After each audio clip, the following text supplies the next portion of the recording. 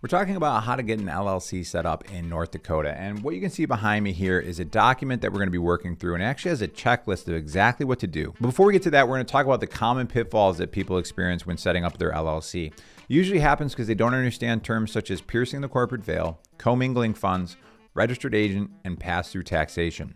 Also, after LLC formation, they're not familiar with how the LLC renewal process works, or they don't look into the proper business licenses and permits. To better explain these things, what we're going to do is we're actually going to zoom out a little bit, and we're going to talk about what an LLC actually does for your business. And the reason this is important is we're going to be able to zoom in and make sure you don't make critical mistakes that can cost you tens of thousands of dollars when you get your LLC set up. So first things first, let's talk about the two things that it does. An LLC offers limited liability protection and also pass-through taxation. Let's use an example of owning a coffee shop without an LLC. What you have here is a sole proprietor in the middle, the business owner. On the left-hand side, they have their personal home, personal car, personal bank account. On the right-hand side, they have the business assets, the physical location, the point of sale, the business bank account, the espresso machine, the lights. Everything is tied directly back to that business owner, and this creates a lot of inherent liability. Now, it looks very different when you own an LLC that owns the coffee shop. Now, what you have is the business owner on the left-hand side, personal car, personal home, personal bank account. But on the right-hand side, we have what we're calling Acme Coffee LLC. Now, all those assets are owned within that LLC. What's really important here is this red division in the middle. This is something called the corporate veil, and it draws a division between your business and personal assets. Now, you probably recall that we had a term here called piercing the corporate veil. We're going to explain that right now. We're going to do that through a term called commingling funds. Let's explain both of those things now. Commingling funds is when you start an LLC, but you don't immediately get a business bank account set up. And what you end up doing is running transactions through your personal bank account for that LLC. When you commingle funds like this, and let's say that somebody were to get hurt in your coffee shop, they hire an attorney, and that attorney is going to try to find cracks in your LLC. If they can prove to a judge that you've been commingling funds and a judge agrees with them, they may grant them permission to do something called piercing the corporate veil. When that happens, this division between your personal and business assets dissolves. So when they sue you, they can come after your business assets and your personal assets as well. So that's why you set up an LLC, but it's also important to understand all the terms around it so it's set up correctly. So first takeaway here is to get a business bank account set up as soon as possible after you get your LLC set up. Next is an explanation of pass-through taxation. Let's say that Acme Coffee LLC grossed $140,000, had $90,000 of expenses, and $50,000 of net income. The IRS is not taxing the LLC. That $50,000 of net income passes through to the business owner's personal tax returns. Sometimes this is called flow-through taxation. Those terms are used interchangeably. So just know when it comes to taxes that they are taxing the business owner. This is actually helpful. It's less paperwork that you have to do. It's a little bit easier to file your taxes. But in the future, if you are making around $50,000 in net income, you can apply something called an S-Corp designation to your LLC to save on taxes. And that's done on the dividend side of things. Now, we're not going to get to that in this video. That's actually going to be the third video of this series. But I just want to be able to inform you that there's these things that you can do in the future so that it's about getting your LLC set up, doing it correctly, but then also optimizing it in the future. So stay with me on this series here because we're going to just make sure that you know everything you need to know about setting up your LLC. Now, the checklist to get your LLC set up. First one here is just get this checklist for yourself. There's going to be a QR code on the screen right now that you can scan and you can allow you to get this checklist. There's also a link in the description below. It is completely free. But the reason I would recommend getting this is beyond just the checklist. There's bonuses down here. There's an AI chatbot that you can interact with. You can ask it questions and brainstorm ways of names for your LLC. You can ask it how to start an LLC in North Dakota, and it'll give you step-by-step directions. Right here, it's giving us information on how to set up an EIN. We're actually going to go through that a little bit in this video, but just a really cool tool that you can use. There's a free charitable opportunity when you get your LLC set up. A yearly accounting calendar. This will be updated each year, and in the third video in this series, we'll explain these different dates. So just a lot of good stuff to understand here. In the glossary of terms, I threw this in here. There's an LLC scam that you should be aware of.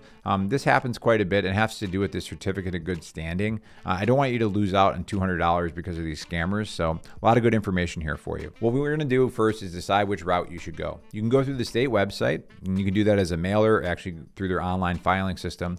You can go through online LLC Services or business attorney. For the sake of this video, we're going to go through the state website, but in the next video, we're going to deep dive on these options for you because I've seen people overpay by close to $1,500 when they go the wrong route. So I just want to make sure that you're aware of that, but we're going to be going through the state website. The first step here, though, is deciding on the business name for the LLC. What you need to know is it doesn't need to be the perfect name. Like Acme Coffee LLC is a terrible name for a coffee shop, but you can have something called a DBA, doing business as, or a fictitious name.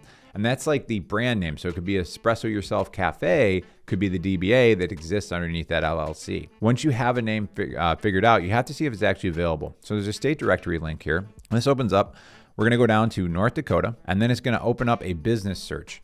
Now, I'm just curious if I do Fargo here. I would imagine that there's names here for Fargo. Yep. And you can see that there's a ton of different companies with the word Fargo in it.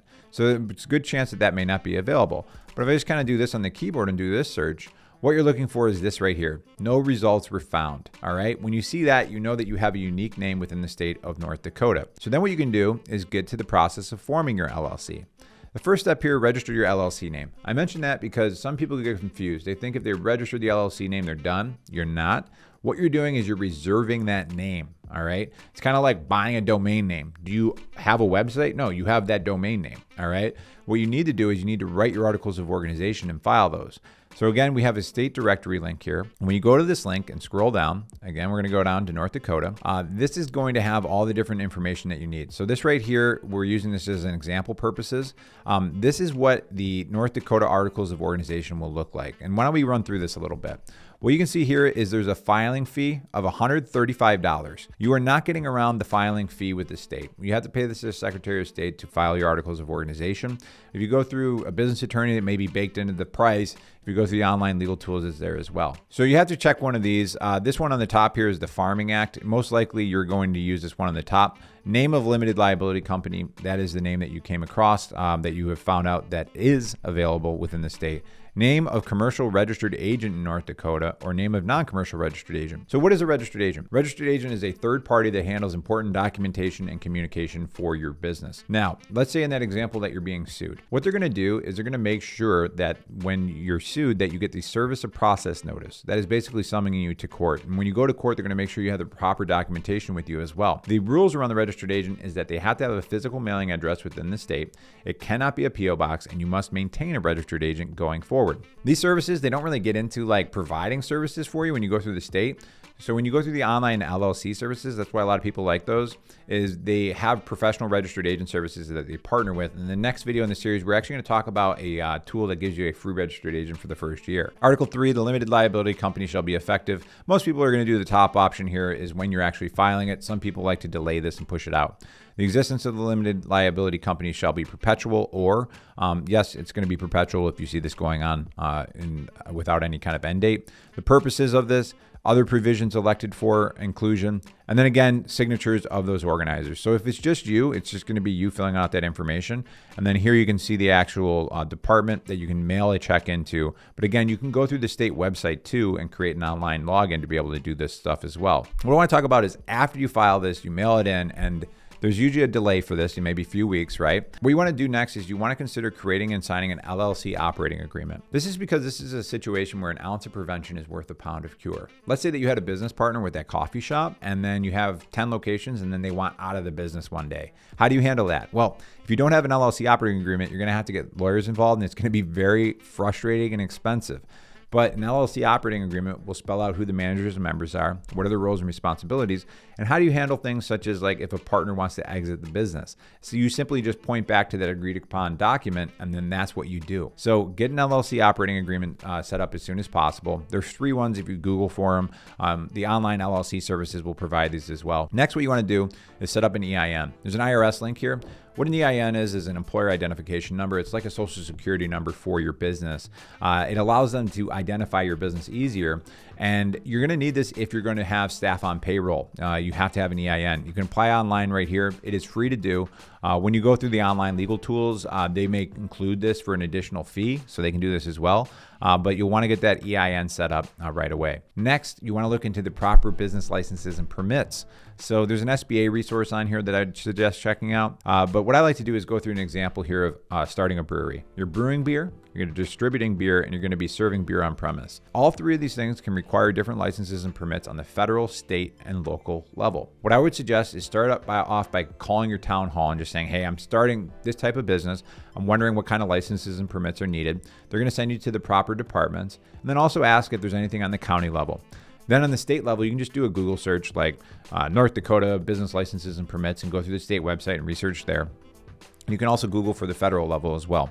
If you're a little nervous about this part of it, there's actual research packages that the online legal tools offer as well. But it is an additional fee when you go through their services to do that. But yeah, if you're like a chiropractor, a dentist, or you're starting a construction company, there's going to be licenses and permits that are required for certain business categories. In the next video, we're going to explore the different options for your LLC formation. Specifically, we're going to get into the online tools available and also business attorneys. Really important that you go through the right path, because I've seen people overspend by close to $1,500 because they're not familiar with all the little hidden fees. So speaking of fees, there's actually a cost calculator that we're going to get into. It's embedded right into this document, and it'll show you down to the dollar what it'll cost for your LLC formation, but not just to get it set up, but what is it going to cost for 5 years. Then we're going to get into these star ratings, comparing this. We're going to talk about why the state websites become a pain, and that has to do with domestic versus foreign LLCs.